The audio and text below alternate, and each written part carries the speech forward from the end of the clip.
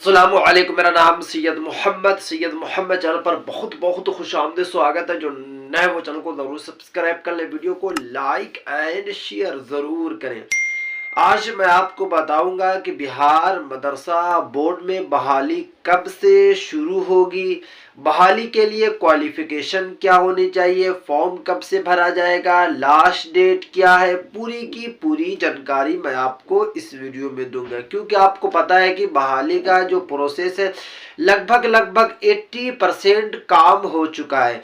क्योंकि जितने भी मदारिस का जो डेटा था, जैसे अगर आप मुजफ्फरपुर जिला के हैं, गया जिला के हैं या फिर चंपारण जिला के हैं, पूरे जिले से डेटा ले लिया गया है कि कितने पद अभी भी खाली हैं और लेने के बाद के पाठक साहब को दे दिया गया है। तो लगभग 80% काम हो चुका है बहाली का। अब जो है बहाली शुरू होने वाली है, तो पूरी जानकारी मैं आपको इस वीडियो में दूंगा, तो वीडियो को आपको लास्ट तक देखना है। अगर अभी तक आपने इस चैनल को सब्सक्राइब नहीं किया है तो चैनल को जरूर सब्सक्राइब कर ले, बेल आइकन को जरूर प्रेस करें।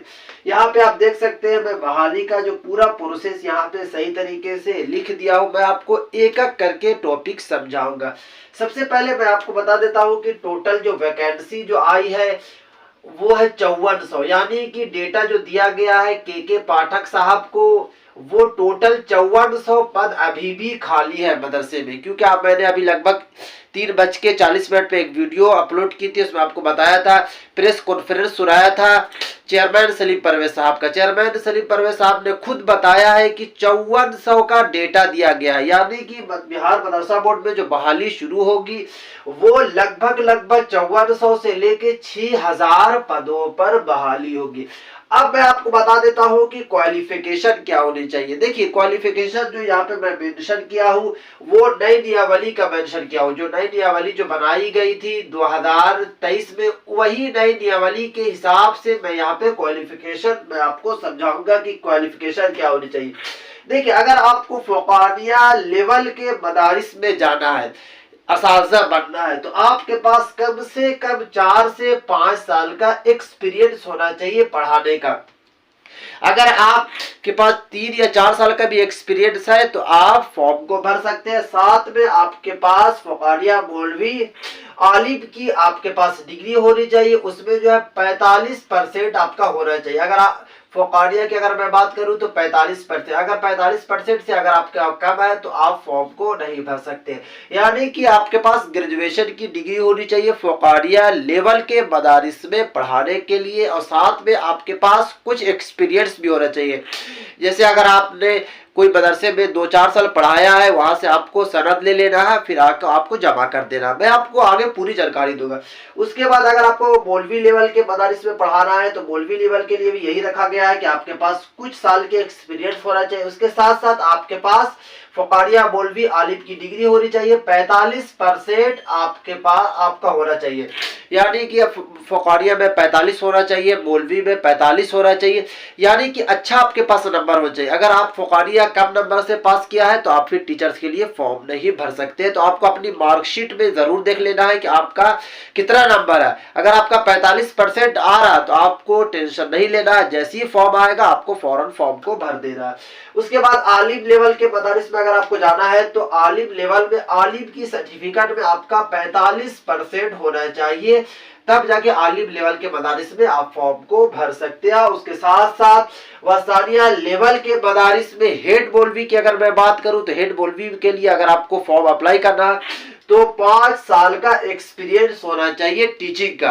अगर आपने बच्चों को टीचिंग दिया है, बच्चों को आपने पढ़ाया, 5 साल का एक्सपीरियंस है, तो वस्तानिया लेवल का जो मदारिस होता है उसमें आप हेड मौलवी बन सकते हैं। ये जो नई नियमावली है 2023 की नई नियमावली, इसमें यही सब लिखा हुआ था कि इस तरीके से मदरसा बोर्ड में बहाली होगी। बट मैं आपको बता देता हूँ कि 100% चेंजेस नहीं हो रहे। जो बच्चों को लग रहा है, जो कैंडिडेट को लग रहा है कि नई नियमावली में बदलाव किया जाएगा, बिल्कुल बदलाव नहीं किया जाएगा। जाएगा, क्योंकि प्रेस कॉन्फ्रेंस हुई थी 3 दिन पहले चेयरमैन सलीम परवेज साहब से। मीडिया कर्मी ने जब सवाल पूछा कि क्या नई नियमावली में चेंजेस किया जाएगा, तो उन्होंने साफ साफ बता दिया है कि कोई भी नई नियमावली में चेंजेस नहीं किया जाएगा। तो ये तो आपको माइंड में बैठा ले रहा है कि आपकी जो नई नियमावली जो बनाई गई उसमें कोई भी चेंजेस नहीं होने वाला।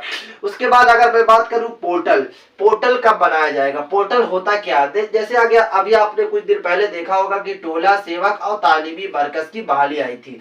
बहाली आने से पहले एक पोर्टल बनाया गया था। पोर्टल में ये लिखा रहता है कि बहाली का फॉर्म कब से भरा जाएगा, फॉर्म का लास्ट डेट क्या होगा, क्वालिफिकेशन क्या होनी चाहिए, फॉर्म करेक्शन कब होगा, उसके बाद मेरिट लिस्ट कब बनेगी, यानी कि पोर्टल में पूरी आपको जानकारी दी जाएगी। तो पोर्टल कब बनेगा, तो पोर्टल की अगर मैं बात करूं तो पोर्टल भी जो बनने वाला है वो मार्च एंड अप्रैल में, यानी कि मार्च या फिर अप्रैल में आपका पोर्टल बना दिया जाएगा। फॉर्म भी जो भरा जाएगा वो आप बोल सकते हैं, फॉर्म भरने का अगर डेट मैं बता दूं तो फॉर्म भरना भी वही मार्च या फिर अप्रैल में, क्योंकि जो प्रोसेस है वो 80% कम हो चुका है। क्योंकि खुद चेयरमैन सलीम परवेज साहब ने बताया कि जो प्रोसेस है बहाली का वो आधा से ज्यादा हो चुका है। अब जो है जैसे ही ऑर्डर देंगे के पाठक साहब की बहाली शुरू कर दी जाए, वो बहाली शुरू कर दी जाएगी। क्योंकि जितने भी मदारिस है बिहार में, सारे मदारिस का जो डेटा है के पाठक साहब को सौंप दिया गया है, उन्हें दे दिया गया है। अब जो है के पाठक साहब की तरफ से स्टेटमेंट आएगा, उसके बाद जो बहाली का जो प्रोसेस है वो शुरू हो जाएगा। क्योंकि ये काफी इंपॉर्टेंट वीडियो थी, क्योंकि मुझे काफी मैसेज आ रहा था कि मोहम्मद भाई बहाली कब से शुरू होगी।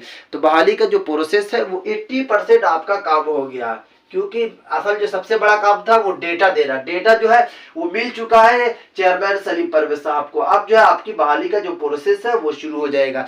तो मार्च एंड अप्रैल से फॉर्म बनना शुरू हो जाएगा। फॉर्म जो बहाली जो होगी इसी तरीके से बहाली होगी। बहाली में कोई भी चेंजेस नहीं किया जाएगा, कोई भी आपको टीटी या फिर स्टेट की डिग्री नहीं ली जाएगी, कोई भी आपके पास अदर्स क्वालिफिकेशन नहीं होना चाहिए। अगर आप मदरसा बोर्ड के स्टूडेंट हैं, आपने फ़ुकारिया मौलवी आलिम पास किया है, आपका आलिम में फ़ुकारिया में मौलवी में अच्छा नंबर है, तो आप फॉर्म को भर सकते हैं।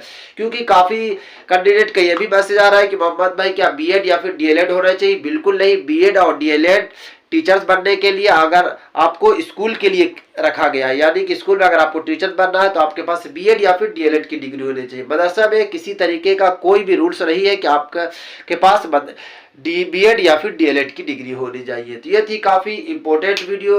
अगर अभी तक आपने इस चैनल को सब्सक्राइब नहीं किया तो चैनल को ज़रूर सब्सक्राइब कर ले, बेल आइकन को ज़रूर प्रेस करें। क्योंकि मदरसा बोर्ड में जैसी ही बहाली का प्रोसेस आगे बढ़ता है, क्योंकि आपको पता है कि बहाली का जो प्रोसेस है लगभग 80% काम हो चुका है। जैसे ही आगे बढ़ता है प्रोसेस तो मैं आपके पास सबसे पहले वीडियो बनाकर पहुंचाने की कोशिश करूंगा। और इस चैनल पे आपको बहाली से रिलेटेड पल पल की न्यूज मिलेगी कि बहाली का प्रोसेस कब से शुरू होगा, बहाली का पोर्टल कब बनेगा, क्वालिफिकेशन क्या होनी चाहिए, आपको डॉक्यूमेंट्स क्या रखना, यानी कि पूरी जानकारी बहाली से रिलेटेड आपको इस चैनल सैयद मोहम्मद चैनल पर मिलेगी। तो चैनल को जरूर सब्सक्राइब कर लेना और इस वीडियो को आप ज्यादा से ज्यादा शेयर करें, क्योंकि सारे कैंडिडेट परेशान है कि बहाली कब से शुरू होगी, बहाली कब से शुरू होगी। आखिरकार बहाली का जो प्रोसेस है वो शुरू होने जा रहा है। तो ये थी आज की वीडियो। अस्सलाम।